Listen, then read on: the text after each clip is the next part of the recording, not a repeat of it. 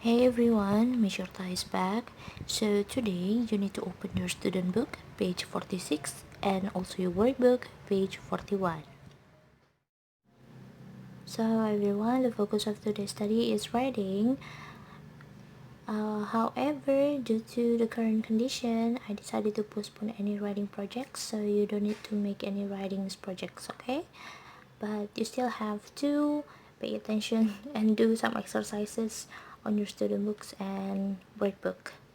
Alright, so today's topic is about a blog. The first part is you need to read the text below and tell me why does Sally call her blog a strange encounter. So the title of her blog is Out and About in Tokyo, a strange encounter, and she put her name here, Sally Smith, and also the date, 12 May 2010. So on the first paragraph, she told us that she visited Japan for the first time, and then she describes the condition in Japan and what she saw there. And after that, on the second paragraph, she said something interesting. So she talked about something called an oxygen bar. So please read that paragraph as well. And the last paragraph is the conclusion. So she said, travel is food for thought. And our trip to Japan was no exception. Have any of you out there tried an oxygen bar? Leave a comment. Okay, so usually when you make a blog, you give a question to someone, you want them to leave a comment on a comment box, right? Alright, so after the first part, you need to do the second part. Please tell me what do you think about Sally's experience and what comment would you leave on her blog. Write down the answers for the first and the second part on a piece of paper, guys.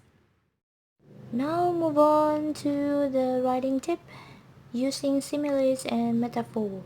So let's read this together. We often use metaphors and similes to make our writing more interesting. Similes compare things or people using as or like. For example, my eyes were like sponges. Or I have another example for you. Your dress is as white as snow. Those are the examples of similes. And next, metaphors describe a thing or person by calling it something else directly. I think we use metaphors to make the descriptions more powerful. For example, like this one, we had ran out of steam. Or another example is the snow is a white blanket. Since snow covers the earth, right? It's a blanket for the earth. Okay, so after reading that writing tip, you need to do this one. Identify two more similes and two metaphors in the text. Explain why the author has chosen them. I don't think you need to explain why the author has chosen them, but you just need to identify the similes and metaphor in the text. So what you need to do is to underline the similes and metaphor that you find. For example, this one. Everything was so different from England. It was like being on another planet. This is a simile, so I need to underline this part.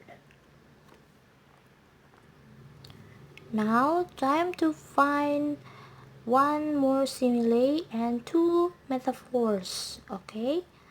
After that, you need to do the second part. You have to match the beginnings and the ends of the sentences to make metaphors and similes. For example, number 1. Her eyes were two blue spheres. So her eyes look so blue. Maybe deep blue?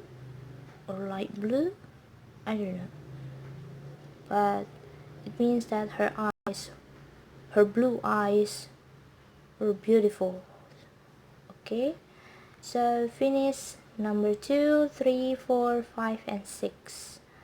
And here,